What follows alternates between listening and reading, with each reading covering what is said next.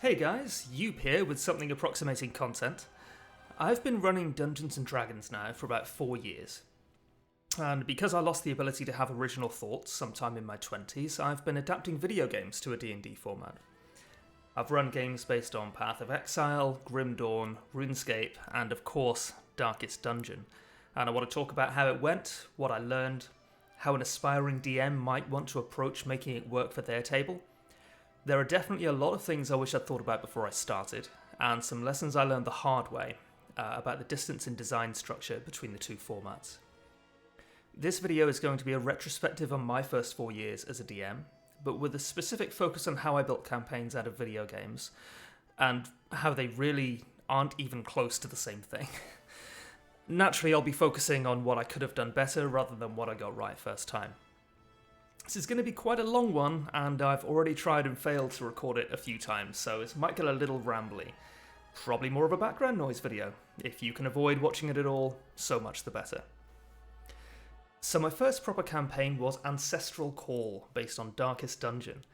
If you're not familiar with the game, go play it, and come back here in a couple hundred hours. It's one of the best games I've ever played. In Darkest Dungeon, you play as yourself, kind of. We never see the protagonist, and it's a game that's unambiguously about video games themselves, but I've already talked about that in another video. Anyway, spoilers ahead, you answer a letter from the ruler of a nameless hamlet somewhere at the edge of the world. You are their heir, and are shortly about to inherit their estate, which they have destroyed through their obsession with uncovering the darker secrets of the world, including an eldritch god buried beneath the manor house. You unwisely turn up, assume rulership over the hamlet, and unwittingly become the next in an endless line of rulers consumed by curiosity, cruelty, and avarice, before consigning your own heir to the same fate. It's a small, self-contained setting which can be perfect for D&D. It has its own distinct atmosphere, dark and moody, ever so slightly too clever for its own good, and there are a lot of stories to be told. In Darkest Dungeon, the actual gameplay primarily involves you, the heir, assembling teams of traumatized exiles to do your dirty work for you, exploring cursed forests, the nests where failed experiments breed and worship their pagan gods, the crypts of buried rulers. It's so good for a D&D setting. It's classic D&D, and it didn't work at all. Now, it was the first proper campaign I ran, and the first one that most of the players have been a part of as well, so a lack of experience on my part is probably a good explanation for why the campaign felt directionless. But there is a better explanation. One that doesn't implicitly blame me, which is always going to be a better explanation. The entire structure of Darkest Dungeon rests on one person, the heir, having absolute authority over their subjects who are powerless to refuse them. But no one player in D&D should ever have any authority over the others, so it makes more sense to structure the campaign with the party as one of these teams of damaged exiles being sent to uncover the secrets of the hamlet. But who sent them? We're missing a quest giver. For want of a better word, we're missing someone whose role in the campaign is to provide direction to the players. And in Darkest Dungeon, the quest giver, the ancestor, is also the villain, and they're already dead. So the way I had the campaign set up was like this. The player characters are on their way to the village of Elam to act as mercenaries for the local lord, Lord Elam, keep it simple. On the way, they are attacked by bandits, and the coachman leading them there escapes. The party deal with the bandits, and then hear a gunshot in the distance. They follow the sound and find the coachman's horse, dead at the edge of the forest. Far below, the village of Elam is visible, and they make their way there. They mingle with the townsfolk, and in the morning meet Lord Elam, who tasks them with rooting out the bandits in the forest, compromising the bandits' ability to form a rebellion against his rule. From here, things started to go off the rails. Remember, I was a very inexperienced DM. My ability to deal with players cleverer than me was non-existent. And I knew this going in. If you're a DM, and you're about averagely smart, half your players are going to be outthinking you pretty frequently. I know intelligence is more kind of three-dimensional than that, but you see my point. And if anything, that just means you're going to be outthought across multiple axes at once. So we have a group of very wary, very new players in a brand new setting. It's Saturday night, we're playing on Zoom and Roll20 because it's summer 2020. Most of us are having a couple of drinks, and the setting we're in is very dark. We're surrounded by poverty, the authoritarian influence of Lord Ellum. It's the middle of the night, we've just had a horse getting shot in the head, and to cap it all off, something's a bit fucked up about the moon. And here's the first lesson I learned about D&D in general.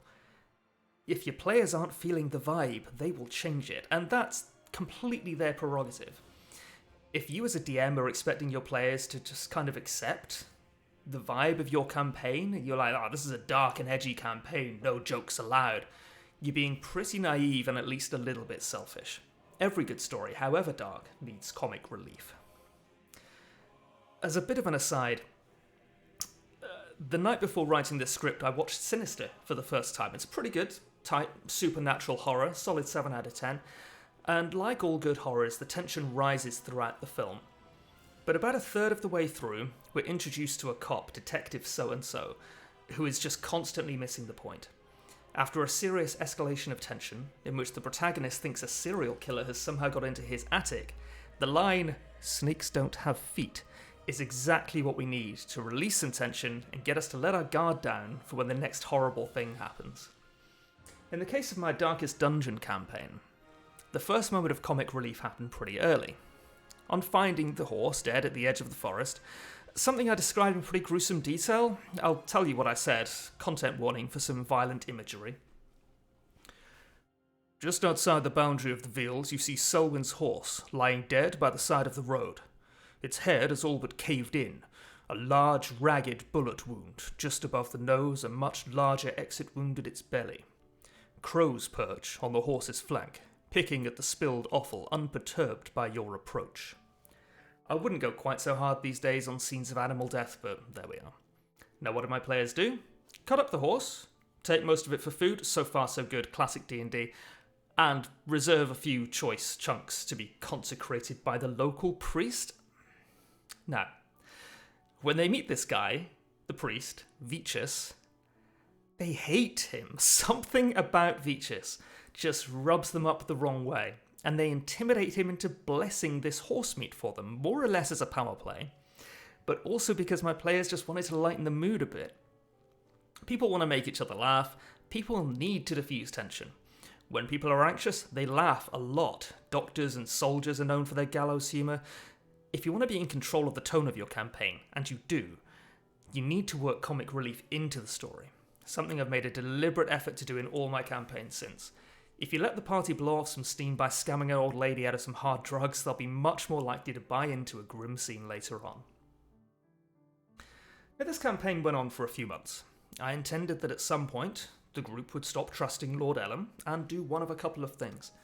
They could fight him directly, they could stir up a rebellion within the village, they could trick him into doing something stupid, but one way or another, they would bring about his downfall, and in the moment of Lord Ellum's death, his eldritch patron, Tarisdun, would begin to drag the entirety of Ellum into the Shadowfell, a mirror dimension.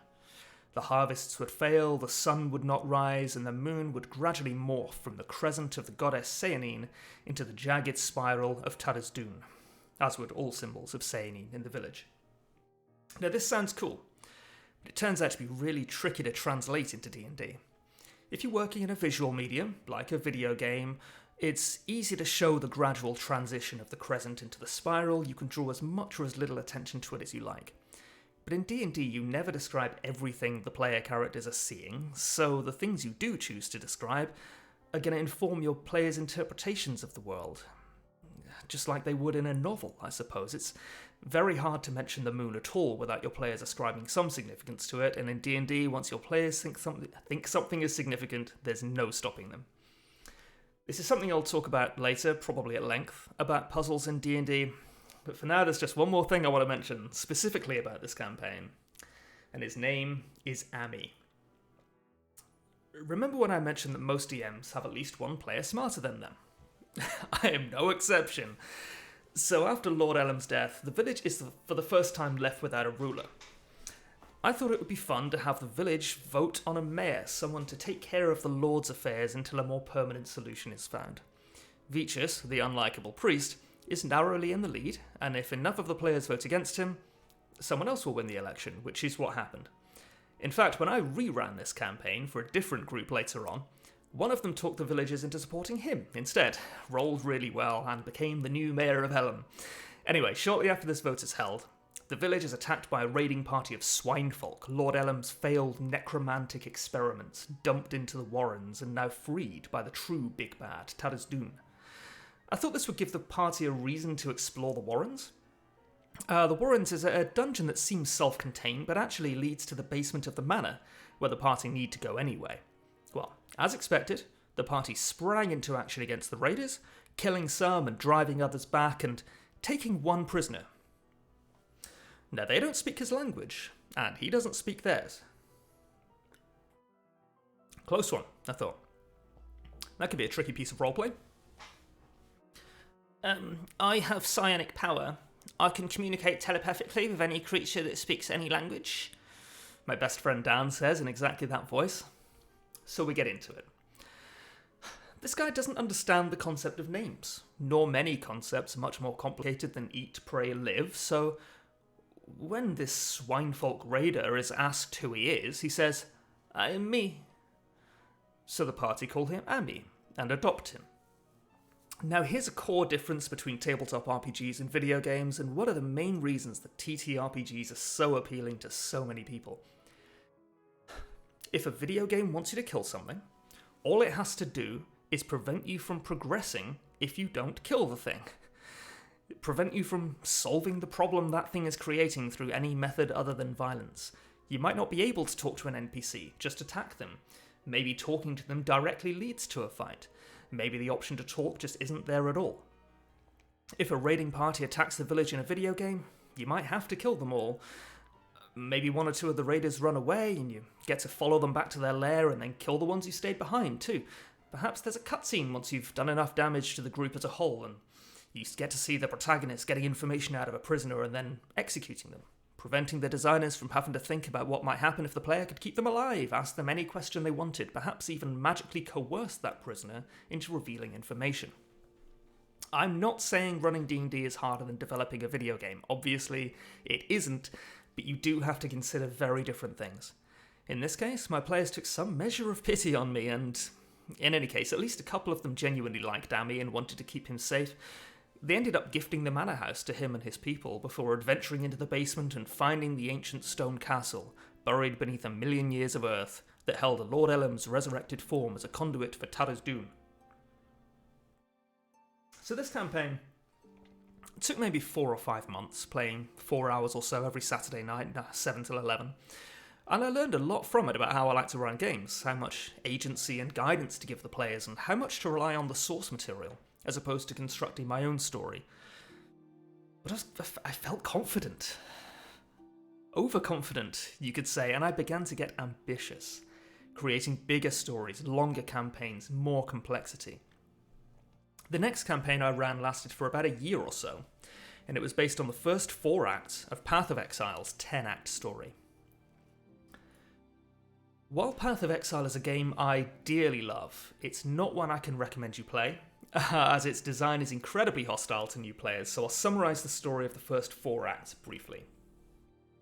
You are washed up on the shore of the island of Retrospective, dumped off the side of a ship into exile for some crime or other. You soon find yourself in confrontation with a woman called Piety and uncover a horrific scheme of torture and human experimentation, with exiles as fodder, under the watchful eye of the High Templar. A cat and mouse game begins with you hunting down Piety as she attempts to lead you into traps. However, when you finally defeat Piety, she does not die, but is rather spirited away by the real big bad evil guy, the undead thaumaturge Malachi, who is attempting to wake an ancient beast that slumbers far beneath the earth. In doing so, he believes that he will be granted true immortality, although Rayclast will be annihilated in a surge of magical energy. The 4th act ends with Malachi's death, and then there are 6 more acts after that suck tremendously. There are some obvious similarities with the way I ran the Darkest Dungeon campaign here. We have a decoy antagonist, a big bad evil guy that only appears once you kill the person you thought was the big bad evil guy. Something I hadn't yet learned is deeply unsatisfying to a lot of people. It's an extremely dark setting, I actually had to take a couple of breaks from this campaign because the bleakness of the world was genuinely affecting my mental health. It's somewhere I had to live for maybe 10 to 14 hours a week, running the session, prepping the session, just kind of thinking about the session. It gets to you after a while. And finally, there's a recurring moon motif, which I think is probably incidental, but satisfies the rule of 3. Unlike Darkest Dungeon, though, there is a real narrative here. There's a plot.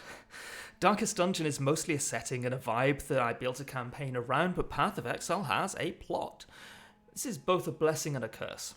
Anyone who's run a pre-written module for D&D before will know that it goes off the rails pretty quickly with most groups, who will naturally do things the writers never expected.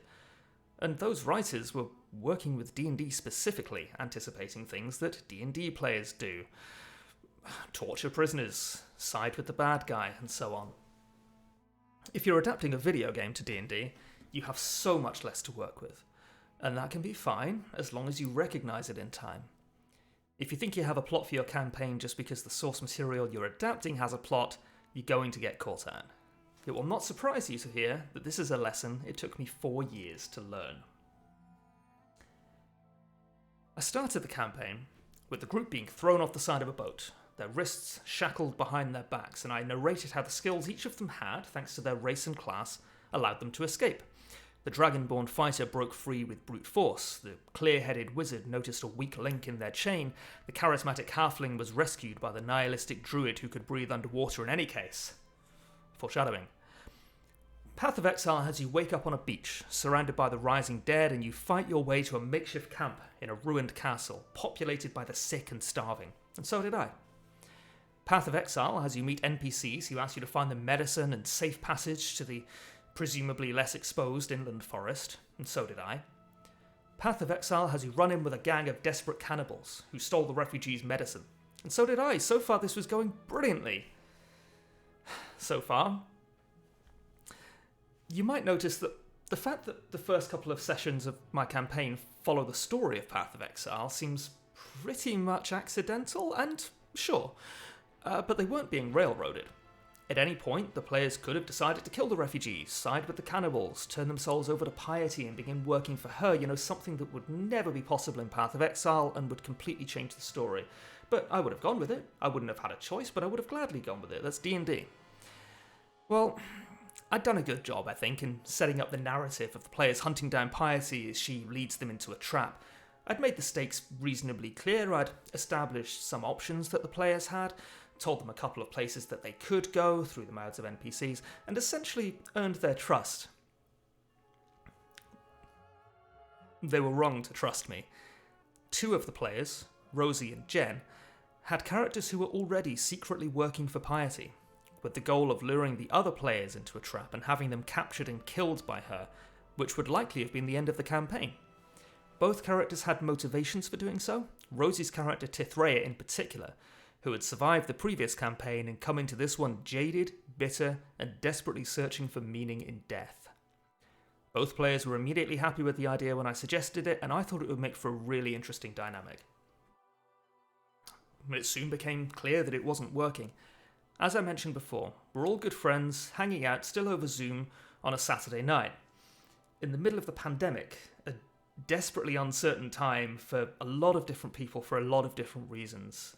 We're all feeling a little exposed and fragile, and it just wasn't the time to be sowing the seeds of intra-party conflict. And besides, the campaign was already dark enough. Both Rosie and Jen expressed unease that they were working to undermine their friends, and neither wanted to be the cause for a TPK in a campaign that everyone else seemed to be enjoying. To make matters worse, I'd barely given them any information about how to undermine the party, and by the time I realised that, it was too late. So I forced the issue early. Piety, unhappy with her underlings' lack of progress, ambushed the group while they slept. She called out blackguards Tithrea and Maloro by title before setting her minions on them and retreating.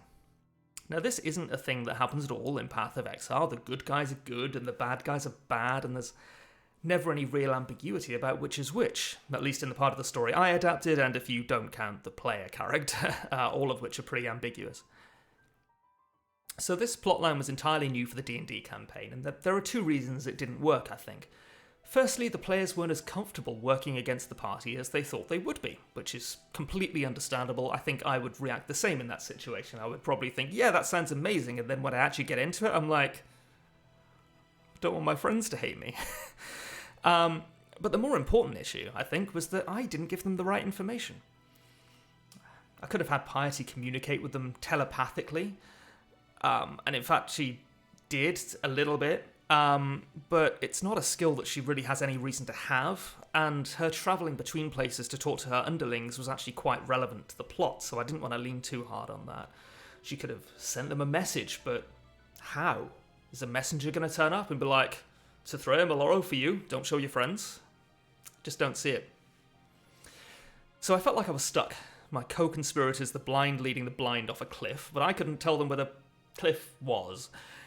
In a video game, you can have the player choose the right dialogue options to gain the trust of an NPC and then betray them somehow. I naively thought this would translate well to D&D. It didn't.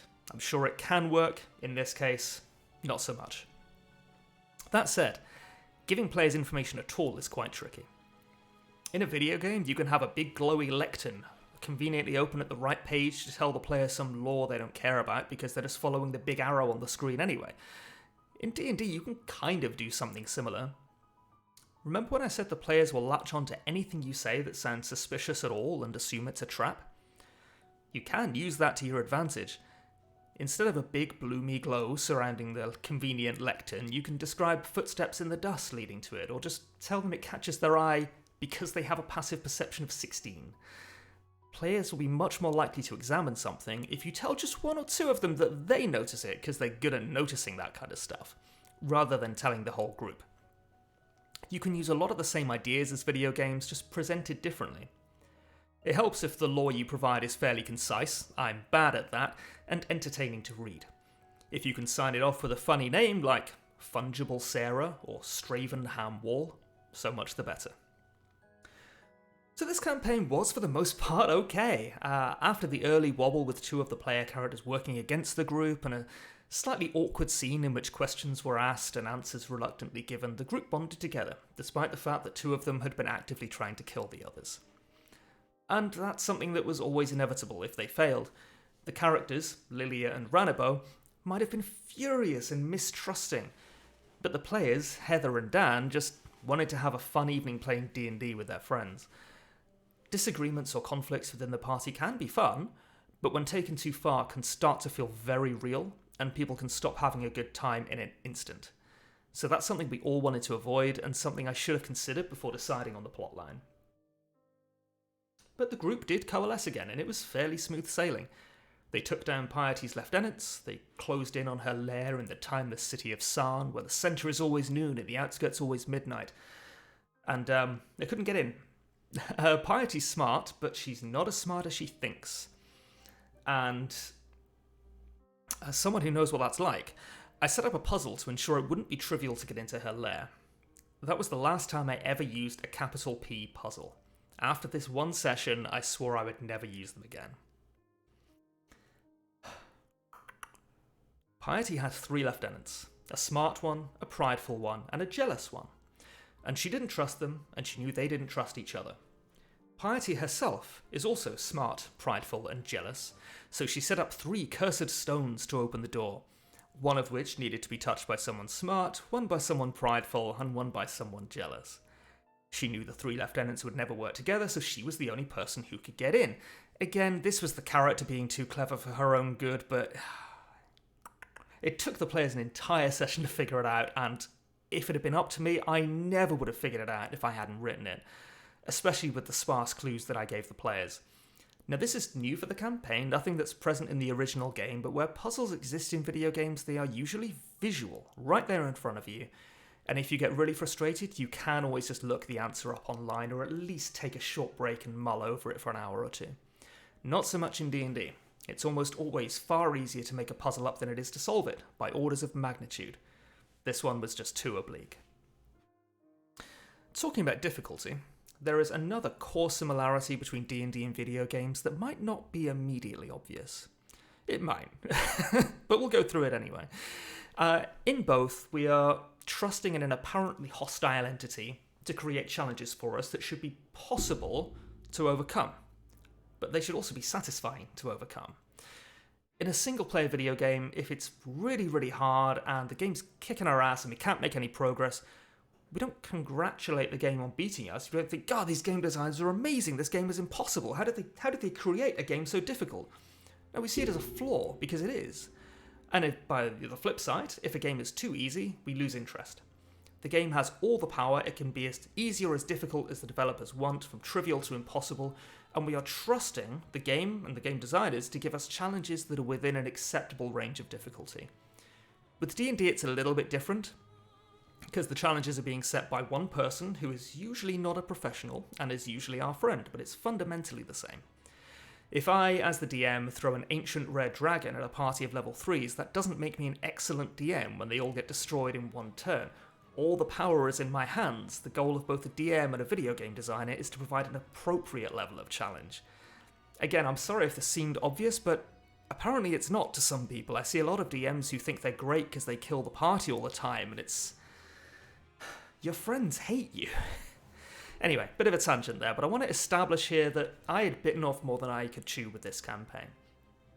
I didn't have a good handle on difficulty, and the players knew it. There are a couple of problems with difficulty in both video games and D&D. Firstly, you want there to be a range of difficulty. I mean, look at a video game like Slay the Spire. In Slay the Spire, you fight your way through a dungeon, or up a tower, encountering fights that get harder as the game goes on, and you're also given regular opportunities to become more powerful. There are 3 discrete types of fight: regular, elite, and boss. You really want the boss fights to be harder than the elite fights, and the elite fights to be harder than the regular fights, but you don't want the regular fights to be incredibly easy or the boss fights to be unwinnably hard. This is a problem for game designers and always has been. And it's true for D&D as well. When the players finally show down with piety, I want it to be a memorable fight that's difficult without being unfair. If the players get stomped by piety, it's going to feel like I set them up to lose. If they crush her, it's going to feel incredibly anticlimactic, and unfortunately, that's exactly what happened, both here and with the big bad evil guy Malachi. There's a great Matt Colville video in his Running the Game series where he talks about his time as a video game designer and how he had to playtest tons of different scenarios to make sure he was striking the right balance of difficulty.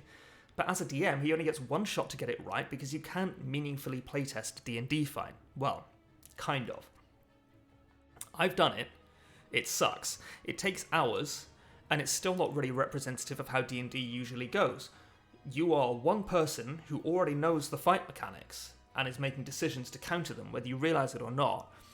Your players are somewhere between 3 and 7 people, usually, who all have different ideas of how to take the fight down and all have different ideas of how to play D&D in general. And they don't know the fight mechanics. It's just a different thing.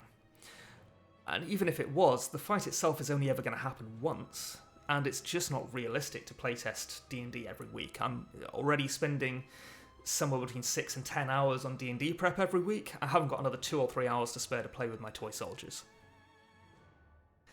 But the upshot of that is that difficulty is a difficult balance, and I want to talk about what happens when the players lose.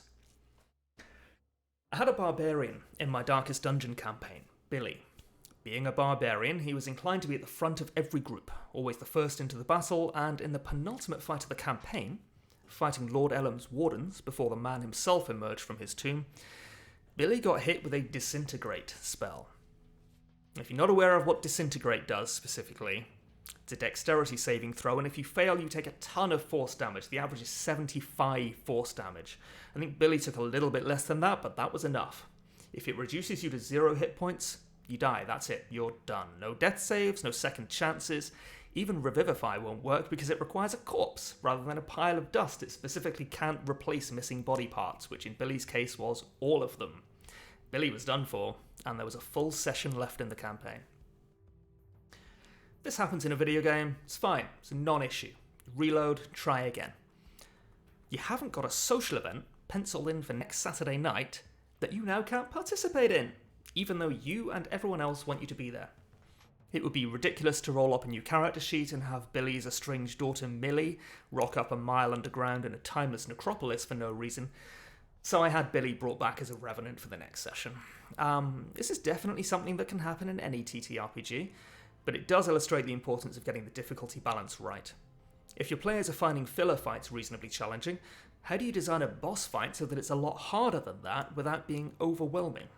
There are a ton of videos out there on this and other resources as well, and I'm certainly no expert, but these days I would start by not giving the bad guy disintegrate. So the last thing I want to talk about with the Path of Exile campaign is what happens after the end. In a video game, it's enough to have the last boss defeated, maybe a short expository cutscene, and then credits roll, but in D&D, these people have been inhabiting their characters through this whole campaign, spending hours every week invested in the story you're creating together, and that story needs to have a satisfying ending. It didn't. I was burned on this campaign. It was becoming a slog for me, and I suspect for the players towards the end, and I just wanted it to be behind me. It was too dark, too hopeless, too bleak. So we had one final push, a mammoth 8-hour session that lasted until about 3 AM. The players successfully prevented Malachi from unleashing a cataclysm upon Rayclast, and I had nothing left in the tank.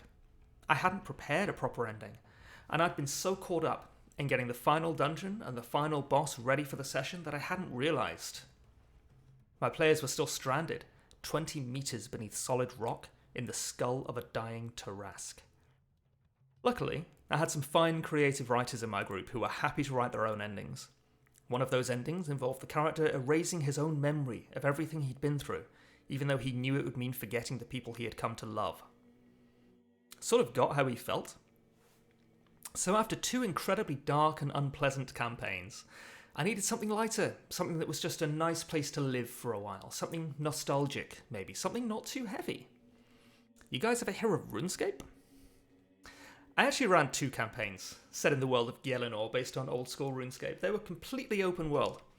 Where my previous 2 campaigns had been set in relatively small areas, this was the first game I ran where the players really did have a whole world to explore. The first campaign became known as A Phoenix in the Desert. In the introductory session involved them rescuing a fortune teller from kidnappers. She then told their fortunes as payment, foreshadowing some of the storylines the players could have pursued if they'd wanted to. One of the players refused, I think for in-character reasons that made sense, but out-of-character reasons would also have been understandable. I also had this, which was intended to give the players some direction. Here are the prophecies I gave the players, by the way, and I swear this is relevant. An ancient darkness, gone for millennia, stirs once again. You will be the one to unearth it. A soul lies restless and incomplete. You will bring it peace. You will fight to the death for a stranger's freedom. You will go to great lengths to free a fly trapped in amber. You will join a band of rebels deep within a rotting kingdom. You may be able to see the problem here. The players wanted some reason to act. There's a famous saying, can't remember who said it originally, could have looked it up in one of the 3 times I've tried to record this hour-long script today, but I didn't, so here we are, and the saying is, villains act, heroes react. There's no villain here, no inciting incident, no reason for the players to care about Obery's rune shop, which could have kickstarted a gang war questline, or the Varrock sewer wizards, which would have tied into the origin story of one of the player characters. Eventually, almost all of these things came into play, but it took some time. The thing about running an open world game is that most people can't do it, really, not without devoting literally hundreds of hours to world building prior to the first session. I know the world of Gielinor pretty well, and I naively thought that would translate to me being able to improvise anything I needed to. I'd been DMing for nearly 2 years by this point, and I was certainly improving. But so were my players. They knew what they were doing, and were becoming unpredictable, which is what makes D&D fun. But as a DM, you really do need something in the back pocket to fill out a session that's not going where you expected it to. So, the plot line that the group decided to pursue was the missing priest. Anyone who's played RuneScape will know exactly where Father Drezel is, and that included one of the players. Bit of a risk, but we both really wanted to play a D&D campaign in this world. Anyway, the group headed over to Father Lawrence and were directed to the Patadomus Temple on the outskirts of the cursed land of Mauritania. Excellent, bit of direction. Still no villain. but I knew who the cult were that had taken over the temple and imprisoned my boy Father D, so I took a couple of hours and fleshed out their story. The villain turned out to be Nicolaus Ventig, who called himself Pius Haruspex. Sometimes I just write things down that pop into my head. Anyway, the group drove out the cult and saved Drezel, clearing out the nearby Tower of the Sun and all its varied denizens for good measure. And, now what? Once again, no villain, no reason to act.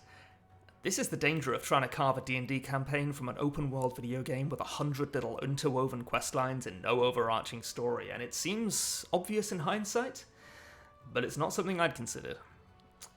Anyway, it took a couple of sessions to get back on track, and prepping those sessions was really difficult for me. I didn't want to railroad the players, but I'd done the opposite of putting them on a train with a single route. I'd put them in the middle of an open field with no significant landmarks anywhere. Eventually, after a couple of false starts, our party was hired to recover an ancient shield from the Phoenix gang that had stolen it. In the process, they found a leadership struggle between the two leaders of the Phoenix gang, Straven Hamwall and Strayed Plances, shout out Rude Tales of Magic. They never did recover the shield, but instead joined the gang for real, being sent to recover the four diamonds of Azanadra that had been stolen by powerful wizards. You'll note that we still don't have a villain. Don't worry, Nicolaus Ventig returned on a young dragon seeking revenge. He was unceremoniously killed by the party. Always a risk. Now, while all this is going on, there's conflict between the party and the Phoenix gang, conflict within the party about who and what to believe, and even conflict between NPCs about what to entrust to the party, including a lot of things that never really came up in the sessions. And this brings me to one of the biggest things that's overlooked when adapting an existing work to D&D. Pause for suspense and a drink of water. And that important thing is, what do the players believe? In a video game, it's usually pretty obvious when an NPC is lying to you. Certainly not always, of course. I've played Baldur's Gate 3, I've played other CRPGs, but usually a game will give you something like, you don't trust this guy, you don't like the cut of his jib, his breath smells like sour ale, and he has a stupid haircut. In D&D, we have a whole skill devoted to figuring out if someone's hiding something from you, insight. Because the players don't know what the DC is on an insight check, it's one of the few skills where they almost never should know the DC in my opinion, or whether they've succeeded or failed. The natural human predilection for risk aversion will kick in. It's not uncommon for a discussion to go something like, is she being straight with us? Roll insight.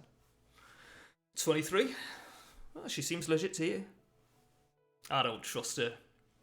It's kind of metagaming the player's intuition overriding what the character believes, but it's pretty easy to forgive. As a DM, it feels really bad to jump in and say, oh, you do believe her, actually, especially when the character clearly rolled very well. Succeeding on a d20 roll should never take agency away from the player. If they hadn't asked for the roll, they would have been free to make their own mind up. In a CRPG like Baldur's Gate, roles like Insight and Persuasion are there, at least partly, to influence dialogue options. If you see a particular dialogue option with a little tag next to it that tells you it's only available because you're good at those skills, or you passed a skill check, you're likely to see it as the correct option, or at least one that will lead to some kind of reward. D&D works the other way around, there are no dialogue options. Maybe Baldur's Gate 4 will have you conversing directly with ChatGPT, but we're not there yet, thank fuck. No, your players can believe what they want and their characters can say what they want, as long as they can deal with the consequences. Giving the players information through NPCs is difficult, especially when the players have genuinely good reason not to trust them. I don't want to talk too much about these campaigns. They both ended in pretty unceremonious total party kills, and I'm not super happy or unhappy with either of them. The first had the characters clearing out a tomb haunted by the spirits of 6 warriors who sold their souls for the power they needed to repel an invading force. The aforementioned player, who was familiar with the world, resisted metagaming, and he acted in character, despite knowing it was likely to end poorly, and it did. The second campaign set in this world had them investigating a plague and uncovering that it was a hoax perpetrated by the king, who they confronted with threats of violence. They were killed by his personal guard in a fight that maybe should have been closer than it was. My throat is killing me, sorry. Definitely going to be the last time I try to record this today. Excuse me. So, the next thing, I'll briefly take a minute here to talk about how combat in D&D works very differently from most video games. In D&D, there are usually 4 to 6 protagonists, and if one of them is incapacitated, for example by being reduced to 0 hit points, the group loses a large part of its capability. That means that once one person is knocked unconscious, the others are likely to follow. They have less total utility, and they're probably spending movement and actions to help their dying ally. And this, of course, gives their opponents the advantage. It's easy to get caught in what's known as a death spiral, vicious circle, where once one person dies, it's pretty much game over. In comparison, a single-player RPG with one protagonist usually gives that protagonist ways to recover in combat, where taking a bunch of damage doesn't impact their overall output of damage or doesn't impact it as much. Usually it will, and this is a general rule, not something that's true in every case, but usually it requires kind of less utility to heal an amount of damage than it did to deal it in the first place. Many RPGs will have instant skills or potions that can restore hit points while you're dealing damage, or circuit breakers that automatically kick in to protect you when you drop low on hit points. Single-player RPGs often have these negative feedback loops, where taking damage effectively causes you to take less damage for a while. Multiplayer RPGs like D&D are more likely to have positive feedback loops, death spirals, vicious circles, and this is one of the reasons that balancing D&D is so difficult. And now I want to talk, finally, about my most recent campaign, A Flicker in the Stars, or just Flicker. This was based on Grim Dawn, a B-tier action RPG that I really love, and this campaign was the culmination of everything I'd learned from my previous games. It had the open world of my RuneScape campaigns, the pacing of my Path of Exile campaign, and the focus on cosmic horror that I loved about my Darkest Dungeon campaign. At least, that was the plan. I knew going in that it was likely to be my last full campaign for my group. Lockdown was over, people were returning to their regularly scheduled social events on a Saturday night, and I was pretty much out of games I wanted to adapt to D&D. This was the grand finale. In Flicker, humanity has been overrun by angels, or ethereals, foot soldiers from a war between the gods that have now been turned on humanity. These ethereals can inhabit human forms, and those that resisted mental occupation were cut down by their former neighbours who couldn't. We started this campaign with the party, at this point disparate, all seeking shelter in the same farmhouse during a storm, getting to know each other and eventually realising that they were all going the same way. The prison at Devil's Crossing is the only safe refuge around, and there are other survivors there.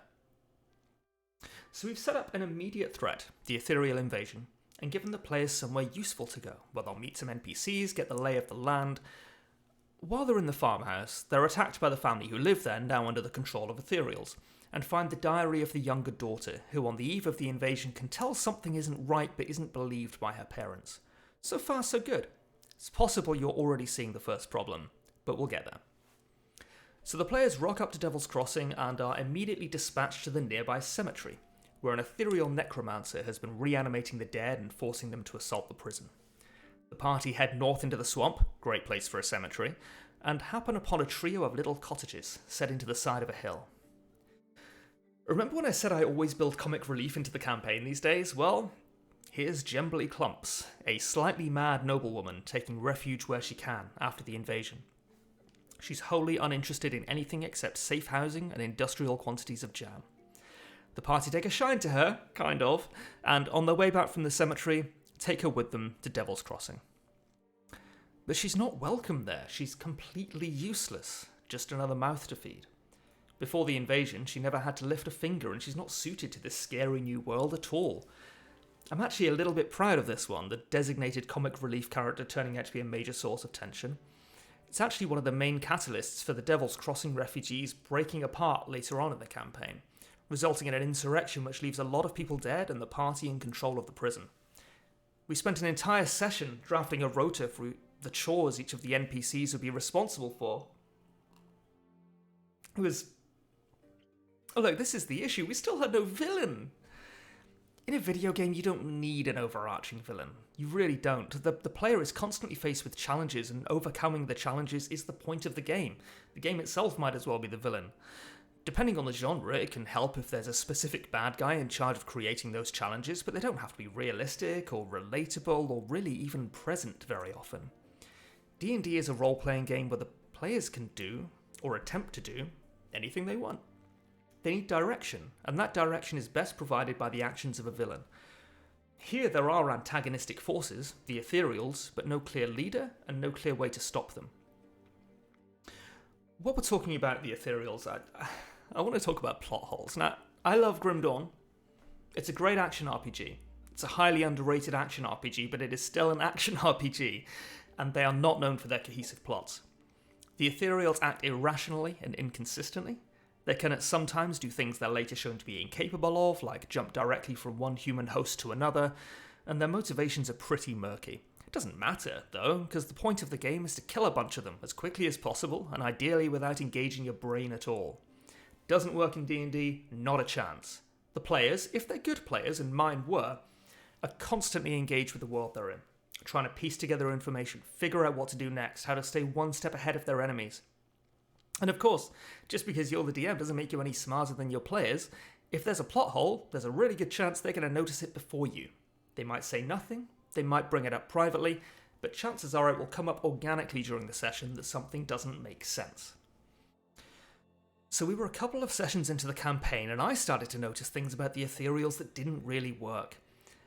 I had initially allowed my players to perform insight checks on people they suspected of being under ethereal control, and I began to regret it, as one of my players has something like a +11 to insight. That's something they invested a good deal of utility into, so there's nothing wrong with it at all, but it would have maintained a lot more of the suspense if I could reasonably have said, something seems a little off, but you can't solve for sure, more often without being inconsistent or hand-wavy. I set a bad precedent.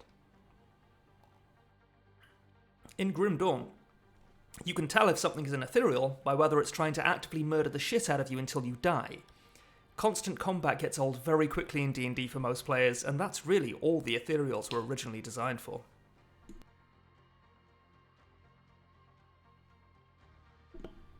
Apologies. Anyway, these guys, the ethereals, are kind of odd. One of the bad guys the group is sent to kill, Warden Krieg, has been excommunicated from the ethereals because he's gone completely off the rails and begun killing humans that could be used as hosts. My apologies.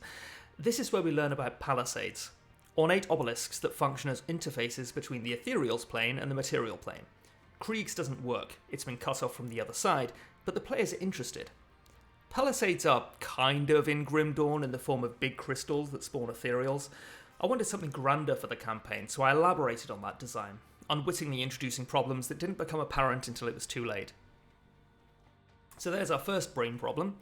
How did the ethereals get to the material plane in the first place if they need these palisades to get around? Well, the truth is that I needed some way for the players to get to the ethereals plane much later in the campaign, for which I borrowed Gehenna, by the way, highly underused plane in 5th edition. I thought the palisades would be a good way for them to do that without just doing something boring and obvious like casting plane shift. But it created this inconsistency throughout the campaign which I can't imagine my players didn't notice. And plot holes like that are huge in D&D, far more than in most media, because the characters in the story are also its audience. If the players don't know what to trust, or there are irreconcilable inconsistencies, the characters become aware that the world they're living in doesn't make sense. So the choices they make, almost by definition, can't make sense either. I'm not beating myself up too much over this. D&D is heavily improvised, and every DM I know has said something in-game that they didn't plan and which has created problems later on. It's just part of the game, but in a video game, you can hand-wave that shit. The player probably won't care about plot holes. They might, they probably should, but if they do, they can just shrug and move on. Their character knows what to do, and all the player has to do is follow the breadcrumbs. In D&D, those inconsistencies form the basis for decisions made by the characters. We'll move on a little bit. The next several sessions of the campaign are mostly bookkeeping, and eventually the players find themselves at a crossroads. One of their number has been possessed by an ethereal. Now, these guys have been exposed to ethereals a lot over the last couple of in-game weeks, so I told the player, Rosie, an ethereal is trying to worm its way into your head. Every day at dawn, you make a charisma save, with the DC increasing on each success, and on 3 failures, it's game over. So I'd set a ticking clock for the group to find some way to remove this angel from Sally's head. The first choice before them was to go to the Twin Falls, where they might join a raging battle between the ethereal leadership on the ground and the last significant human fighting force, which also happens to be a crazed blood cult. The other choice was the backwater village of Astrakhan, or Starstone, the hometown of one of the other player characters, and the last known location of a religious cult that was rumoured to be able to exorcise ethereals with salt and steel. Obviously, with the time bomb in Sally's head, they chose Astrakhan. Now at this point, Sally, the character, is pretty scared. She has a history with this cult, Kaiman's chosen, the only people that can help her, and it's not a pleasant history. The player, Rosie, keeps this hidden from the other players, which is awesome because then their reactions will be real when it's revealed that Father Kaiman already knows who she is. We've been off book since about session 4, by the way, and we're almost a year into the campaign at this point. So we're in Astrakhan. Vhagar's character Odin is getting a mixed reception from the villagers. He was the de facto leader of Astrakhan, but was young and wasn't ready, so when the ethereal invasion happened, he left to find help elsewhere.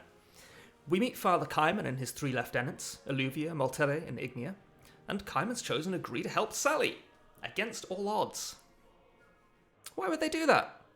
This is a band of religious zealots who Sally actively fought against in a bloody rebellion. Why in Cairn would Kaiman agree to help her? I'd portrayed him already as utterly ruthless and completely unwilling to accept help from anyone with the wrong faith or even compromise with them. They're literally subhuman to him, beneath contempt. This man does not care one bit for the survival of humanity, as long as the last person alive is a follower of Empyrean. But I didn't want the players to have wasted their time. I wondered if Sally's pilot, Rosie, might have thought that Kaiman wouldn't help her, but I'd only given the party one thread to follow if they wanted to save Sally's life, and my players trusted me to lead them in the right direction. This is something else that happens with open world games, by the way. You can put your characters, like I did, in an open field and tell them to pick a direction and walk, but they will still look to you for guidance because that is your job as a DM. So when I had an NPC tell the party that Father Kaiman was the only person who could help Sally, they took that to mean that's where the story was going, and I really didn't want this ethereal infection to be a death sentence. I wanted there to be a way the party could help Sally. I could have treated it like a death save and said 3 failures and you're an ethereal now, 3 successes and you force it out, but that creates 2 problems. 1, deeply narratively unsatisfying. 2, more importantly, maybe, where does that ethereal go? If they're behaving even remotely rationally, probably straight into whichever party member happens to be standing closest to Sally at the time. That's how she got infected. Anyway, even with the offer of help from Kaiman, they're too late. Sally rolls poorly on her saving throws and the ethereal takes her. The party don't kill it, though. They still hope there's a chance to save her. The players know there isn't, because I told them up front, this is it. I told Rosie, sorry, she's gone, roll a new character. But the characters don't want to let go of Sally, so they bargain with the ethereal occupying her brain. Give us our friend back, and we'll give you Father Kaiman. Beautiful. Genuinely. Dramatic. Could really have worked. Could have led somewhere interesting. And I would 100% have gone with that. But this session, Rosie, the player, had lost her character, and I didn't want her to be without something to do. So I thought, you know what? She's a fantastic role player. She's great with improv. Let's give her the ethereal. So I handed the ethereal controlling Sally over to Rosie. And she was role-playing it. And she wanted to show Magna, the character who had tried to make the deal, that ethereals were not to be bargained with. So it waited until Magna was distracted, and it took her over. Magna made her first saving throw, and then the player, Dan, told me that Magna was going to leave in the night, accepting her fate and refusing to endanger the first people she had ever been remotely close to. Honestly, I should have just handed Dan and Rosie forever inspiration at this point. I should have made them co-DMs. So with this subplot over, the party's only real option was to try to stop the invasion at the source. I realised at this point the campaign was falling apart. Things had stopped making sense, and that I needed to take the initiative to bring everything together and give the party some purpose. So we cast Plane Shift. There was an old wizard's tower in the area, which one of Father Kaiman's lieutenants, Alluvia, knew about. She had left the Chosen and gone on the run with the party, now wanted by Kaiman as an apostate. They found the scroll they needed, and Alluvia just cast Plane Shift. I was out of options. I knew the Palisades didn't make sense, the battle at Twin Falls would probably have led nowhere, and I just wanted to bring the campaign to a close. It was about here that I realised that on some level I'd been stalling out deliberately. I knew this was going to be our last campaign, and I knew I was going to miss it once it was over, but it was past time to start moving the actual plot along. The party found themselves in a volcanic tunnel beneath Gehenna, a plane of 4 volcanoes and endless misery. Gehenna is a fantastic plane, but almost nothing has been written for it. Literally no official material in 5th edition mentions it, apart from the single paragraph in the Dungeon Master's Guide. I believe that might be out-of-date information. And those little sections are great for getting inspiration, but terrible for fleshing out entire planes of existence. So I won't recap everything. I've already left out like 80% of the story. But the party find out that the Ethereals are actually mercenary Yugoloth, a race of fiends characterized by extreme avarice. The party get on the wrong side of a powerful Yugoloth merchant, and die unceremoniously in a battle for control of an arbor that contains a palisade. That merchant, the one that TPK'd my party at a year-long campaign, the last full-time campaign I would likely ever run, with themes of identity and forgiveness and the loss of humanity in a time of great crisis, that merchant's name was Irune Flossdaly. Not everyone needs a silly name. Thank you for watching this rather self-indulgent retrospective of my first 4 years as a DM. I hope you found it interesting, or at least relatable, and in the words of a very famous man, learn from my mistakes.